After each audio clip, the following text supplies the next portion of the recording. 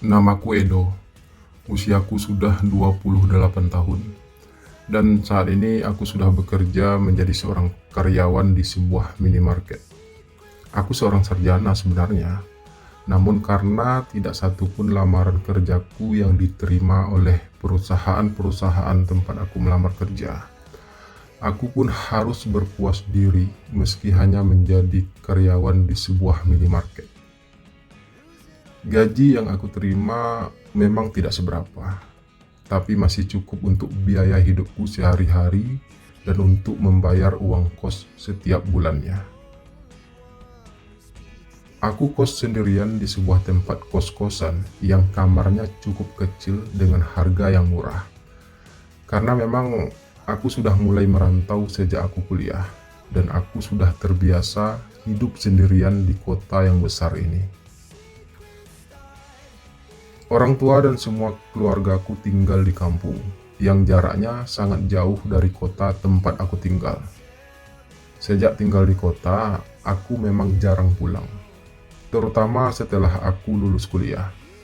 Selain karena memang tidak ada ongkos untuk pulang, aku juga merasa malu jika pulang dalam keadaan belum sukses seperti saat ini. Aku anak kedua dari kami 3 bersaudara. Kakakku yang perempuan sudah menikah dan sudah punya 2 orang anak di kampung. Adik perempuanku juga sudah menikah. Aku laki-laki satu-satunya di keluarga kami dan belum menikah. Hal itu juga yang menjadi salah satu alasan bagiku kenapa aku jadi jarang pulang. Aku sendiri sebenarnya pernah berpacaran beberapa kali, tapi selalu saja hubunganku harus berakhir dengan sangat menyakitkan dengan berbagai alasan. Terutama karena memang aku seseorang yang berasal dari keluarga kurang mampu dan belum memiliki masa depan yang jelas. Untuk saat ini pun, aku jadi kurang percaya diri untuk mendekati perempuan yang aku suka karena kehidupanku secara ekonomi masih jauh dari kata mapan. Karena itulah, aku memilih untuk tidak berpacaran lagi, setidaknya sampai aku punya pekerjaan yang lebih baik.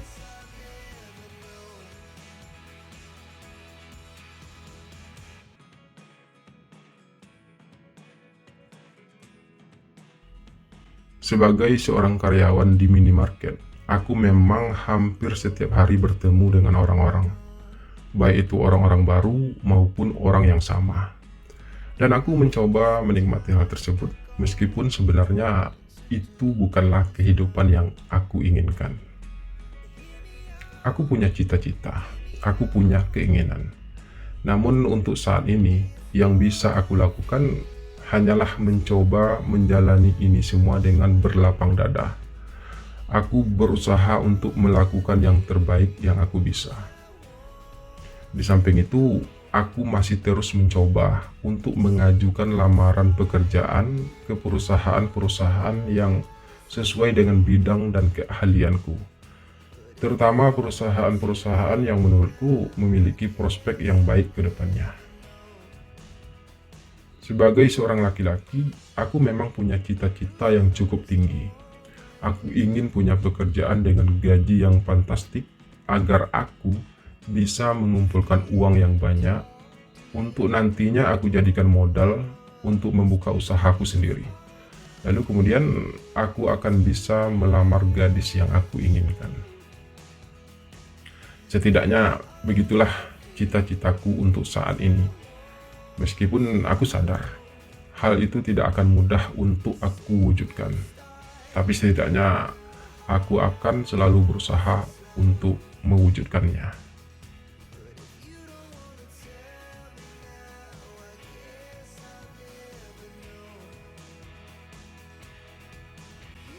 Ada seorang pelanggan perempuan yang sering datang berbelanja ke minimarket tempat aku bekerja saat ini. Perempuan itu sebenarnya masih cukup muda, mungkin berkisar 30 tahun usianya. Dan dia sudah menikah dan sudah punya 2 orang anak. Hal itu aku ketahui karena dia sering datang bersama suami dan 2 orang anaknya untuk berbelanja. Perempuan itu berwajah manis dengan hidung sedikit mancung. Tubuhnya cukup berisi, namun tidak terbilang gendut. Cukup montok sih kalau menurut saya. Intinya secara fisik, perempuan itu masih cukup menarik. Tipe mama muda zaman sekarang. Kami sudah pernah mengobrol beberapa kali, terutama saat ia datang sendirian ke minimarket. Ia sering bertanya padaku tentang letak barang-barang yang ia cari. Aku selalu berusaha memberikan pelayanan yang terbaik sebagai seorang karyawan di minimarket tersebut. Aku bekerja secara shift. Kadang aku masuk pagi sampai sore, kadang juga masuk sore sampai malam. Minimarket tempat aku bekerja memang cukup ramai dan biasanya kami tutup sampai jam 12 malam. Ada beberapa orang karyawan yang bekerja di minimarket tersebut dan semuanya sudah punya tugasnya masing-masing. Ada yang jadi kasir, ada yang bertugas menyusun barang-barang di rak-rak yang sudah ada, dan ada juga yang bertugas mengangkut barang-barang yang datang. Hingga pada suatu malam, saat itu hampir jam 12 malam, minimarket sudah mau kami tutup. Tiba-tiba hujan turun sangat deras, diiringi suara gemuruh petir dari kejauhan. Saat itu, kebetulan perempuan yang aku ceritakan tadi juga sedang berada di sana. Aku dan perempuan itu pun duduk di kursi yang ada di teras minimarket tersebut, sambil sedikit mengobrol. Sementara karyawan-karyawan lain ada yang sudah pulang, ada yang masih berada di dalam minimarket, dan ada juga yang duduk-duduk di sisi lain teras minimarket itu. Saat itulah, tanpa sengaja, aku pun berkenalan dengan perempuan tersebut. Ternyata perempuan itu bernama Aida. Setidaknya begitulah pengakuannya padaku saat kami berkenalan. Ia juga mengaku kalau ia sudah hampir 8 tahun menikah dengan suaminya yang sekarang. Suaminya adalah seorang kontraktor alat berat yang tentu saja jarang berada di rumah. Karena suaminya lebih banyak menghabiskan waktu di tempat kerja, terutama saat suaminya harus bekerja di luar kota karena ada proyek di sana. Kedua anaknya juga masih kecil-kecil. Yang satu sudah berusia 7 tahun dan yang bungsu baru berusia 2 tahun. Mereka tinggal di sebuah perumahan elit tak jauh dari minimarket tersebut. Di rumahnya yang cukup besar itu, Aida sering tinggal hanya bertiga bersama anak-anaknya karena suaminya jarang pulang. Setidaknya begitulah cerita Aida padaku malam itu. Entah mengapa ia begitu gamblangnya menceritakan hal tersebut padaku. Padahal kami baru saja saling berkenalan, meskipun selama ini kami sudah sering bertemu di minimarket tersebut. Aku juga berusaha untuk menjadi pendengar yang baik bagi Aida malam itu. Mungkin ia memang butuh seseorang untuk bisa mendengarkan ia bercerita. Apalagi saat itu hujan belum juga reda.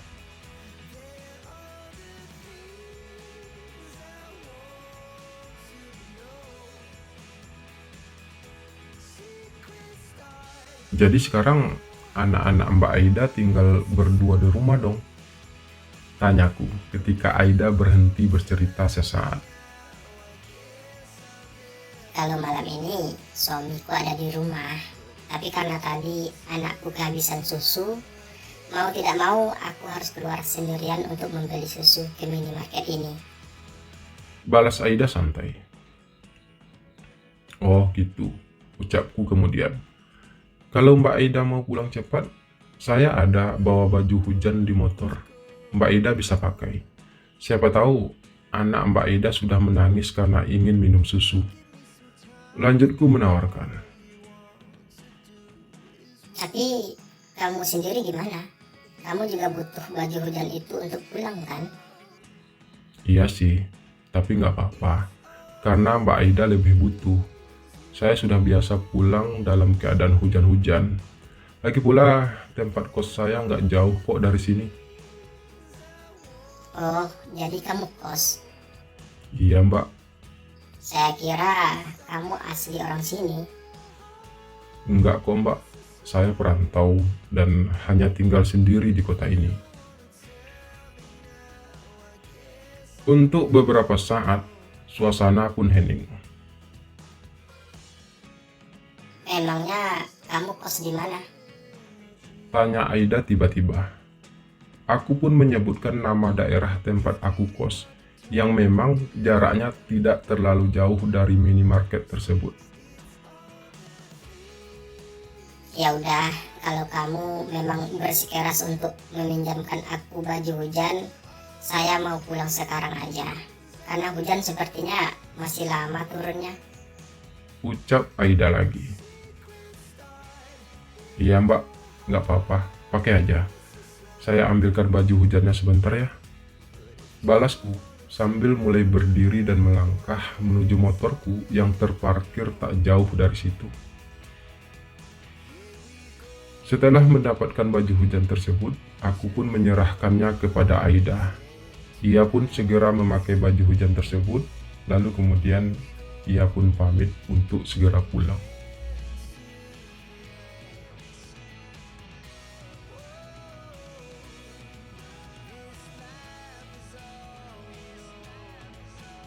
Keesokan malamnya, tanpa aku duga sama sekali, tiba-tiba saja Aida datang ke tempat kosku. Aku cukup kaget menyambut kedatangannya. "Ada apa Mbak Aida kesini?" tanyaku dalam kekagetanku. Saya mau antar baju hujan yang malam kemarin saya pinjam. "Ah Mbak, gak usah repot-repot loh sebenarnya Mbak. Gak diantar juga gak apa-apa kok. Lagi pula Mbak Aida kan bisa antar ke minimarket aja. Kalaupun saya gak ada di sana, bisa titip aja sama yang lain." Iya sih, aku juga sebenarnya sekalian pengen tahu tempat kos kamu. Tadi kebetulan juga aku lewat sini. Jadi ingat kalau kamu kos di sini. Sekalian mau mampir. Balas Aida sambil memamerkan senyum manisnya.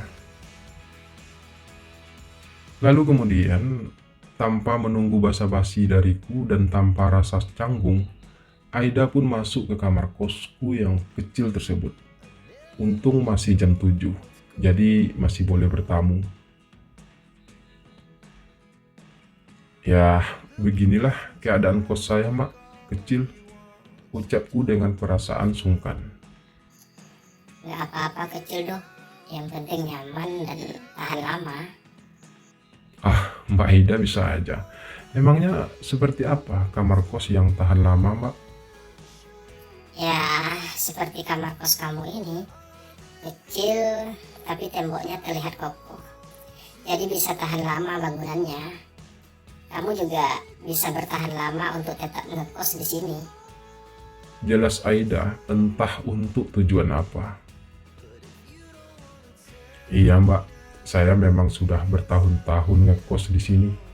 Sudah sejak aku masih kuliah."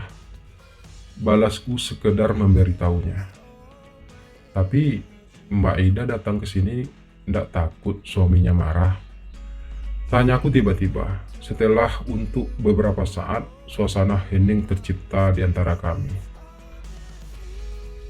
Dia kan nggak tahu kalau aku kesini. Lagi pula malam ini suamiku tidak sedang di rumah.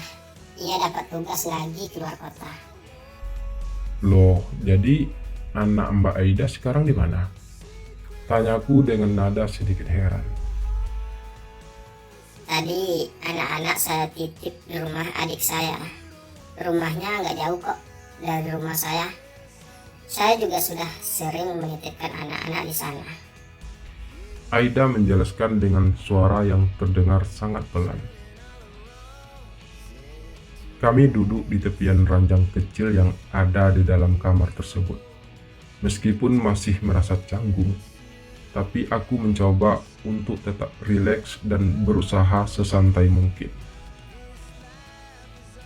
Terus terang, selama aku kos di sini, baru kali ini ada perempuan masuk ke kamar kosku. Apalagi ini malam hari. Pikiranku jadi sedikit terganggu, mengingat Aida sudah punya suami dan anak. Rasanya ada yang terasa aneh akan hal tersebut. Tapi aku coba mengabaikannya, karena mungkin saja Aida memang lagi butuh teman untuk bercerita. Dan aku harus siap akan hal tersebut. Setidaknya untuk menghargai usahanya mengantarkan baju hujan yang ia pinjam malam-malam seperti ini. Kamu sudah punya pacar? Tiba-tiba Aida bertanya demikian. Belum, balasku jujur dan terdengar sangat polos. Baguslah. Suara Aida terdengar sedikit berbisik. Maksudnya, Mbak? Ya, bagus. Itu artinya nggak bakal ada yang cemburu kalau saya berlama-lama di sini. Berlama-lama di sini, batinku jadi tak karuan tiba-tiba mendengar kalimat Aida barusan. Tiba-tiba Aida menatapku lama sambil ia tersenyum manis padaku.